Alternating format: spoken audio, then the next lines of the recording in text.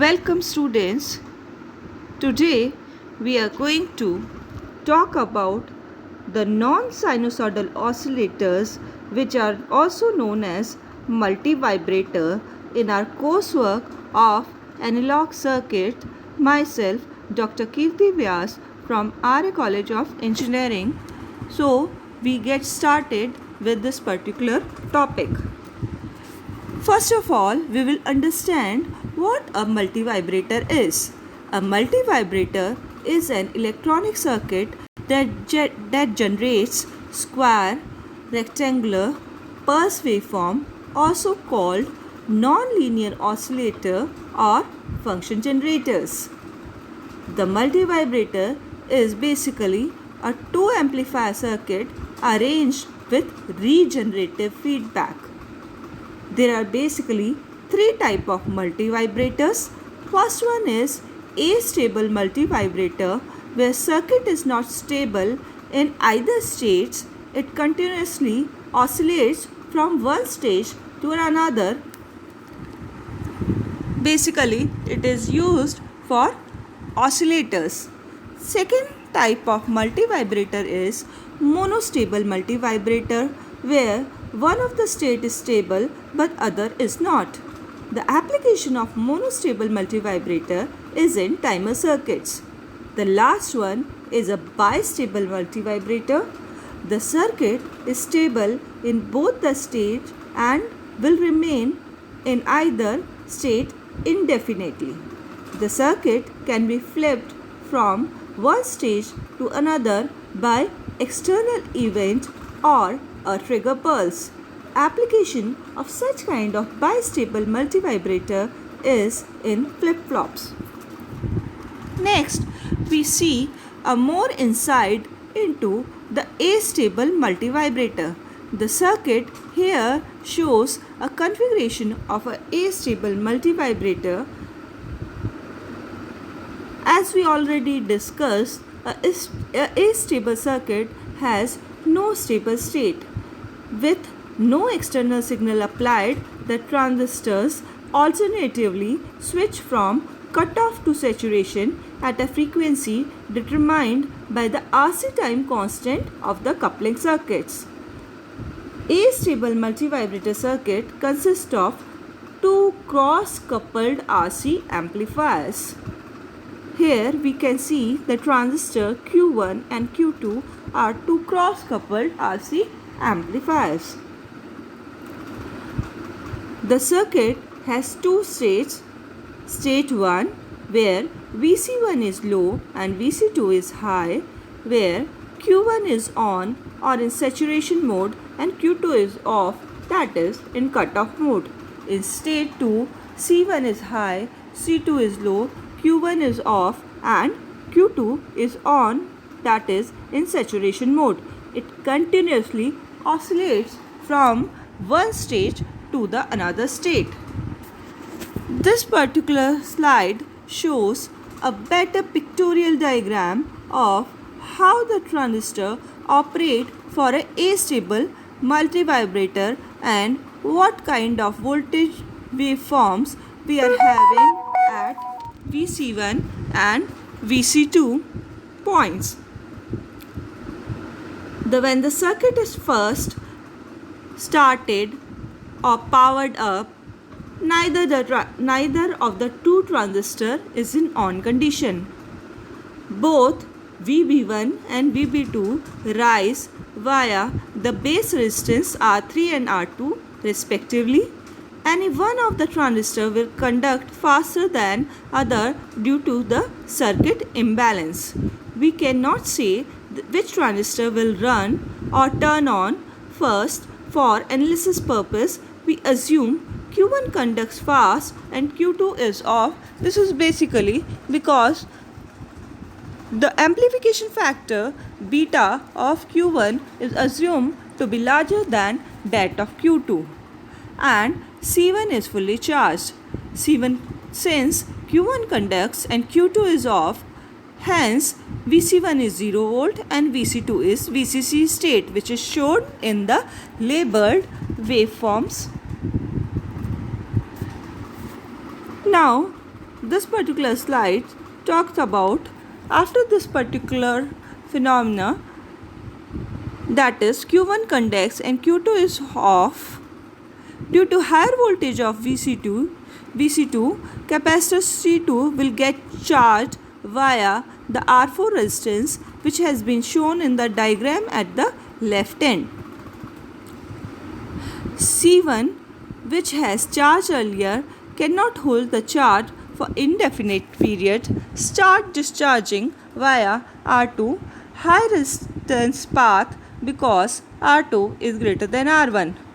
Time taken to discharge C1, that is T1 equals to R2 into C1, is greater than time taken to charge C2, that is T2 equals to R4 C2.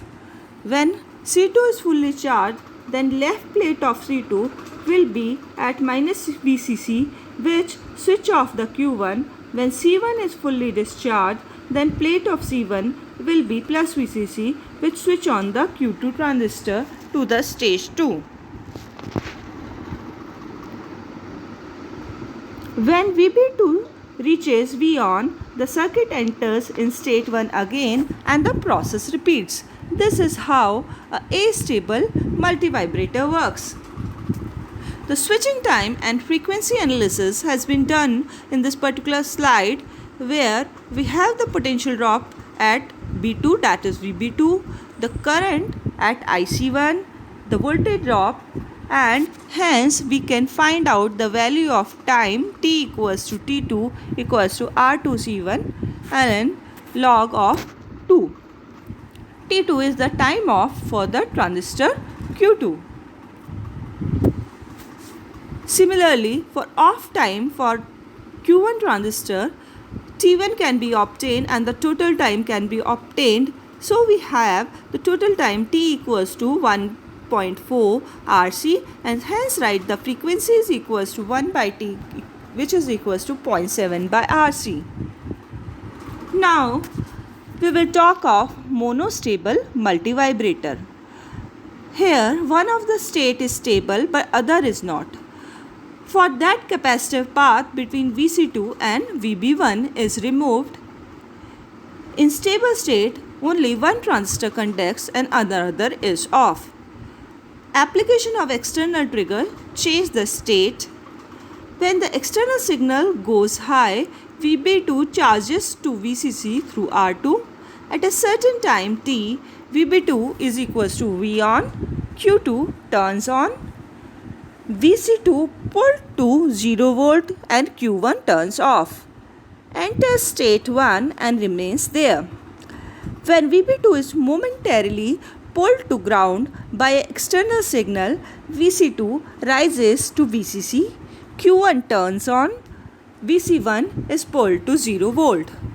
Here we have also seen, after the application of trigger pulse, what type of output waveform we are having out of a monostable multivibrator. The last one is a bistable multivibrator. Here we can see that the both capacitors are removed. It is stable for either state 1 or state 2, can be forced to either state by set or reset signal. If set is low, Q1 turns off, VC1, which is V out, and VB2 rises towards VCC. Q2 turns on, VC2 is pulled to 0 volt, then VB1 is latched to 0 volt. The circuit remains in state 2 until the reset is low. If reset is low, the similar operation is performed. The circuit remains in state 1 until the set is low. So the circuit behaves as a RS flip-flop, that is, application is of storing the memory or the memory element. Some important terms which should be clear to you are the duty cycle. The duty cycle is defined as ratio of pulse duration to the pulse period. The pulse duration is T, that is how long the pulse remains high. The pulse period is T, that is duration of one complete cycle, and is just inverse of the frequency in hertz. We will also take one particular circuit which is known as current mirror. It is a circuit in which the output current is forced to be equal the input current, and the circuit is said to be current mirror circuit. Thus, in a current mirror circuit, the output current is a mirror image of the input current. Since Q3 and Q4 are identical transistors, the values of these voltage drops and currents will be equal.